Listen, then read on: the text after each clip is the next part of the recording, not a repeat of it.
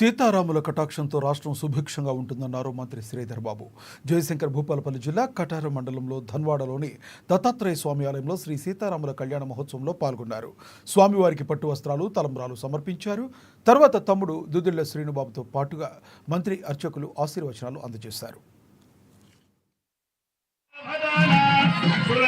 సీతారామ ఇచ్చేసిన భక్తులందరికీ చెల్లెలకి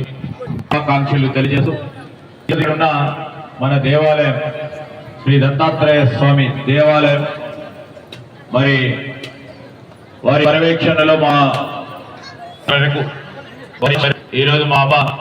గారు చేపట్టిన ఈ కార్యక్రమం మా కుటుంబ సభ్యులందరూ కూడా నిత్యం ఈ దేవాలయానికి పూజలు చేస్తూ ఈరోజు ఇంత పెద్ద ఎత్తున సీతారామ కళ్యాణం చేయాలి అని మనం ప్రత్యేకంగా సోదరులు మా మహేష్ సోదరులు కానీ మరి మిత్రులందరూ కూడా కోరటం, మరి మా లక్ష్మణ్ గారు పిల్లలందరూ కోరం తప్పకుండా చేయాలని మనం తలుపు చేసి గత సంవత్సరం లాగానే ఈ సంవత్సరం కూడా పెద్ద ఎత్తున ఈ రోజు కార్యక్రమం జరుగుతున్న సందర్భంలో మరి ఆ భగవంతుడు ఈ సందర్భంలో అందరికీ కూడా మన రాష్ట్ర ప్రజానికానికి ప్రత్యేకంగా మన ప్రాంత ప్రజలకి అనునిత్యం నేను ఆశీర్వదిస్తా ఉన్న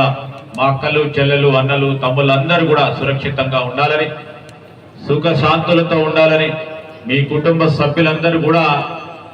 మంచిగా ఉండాలని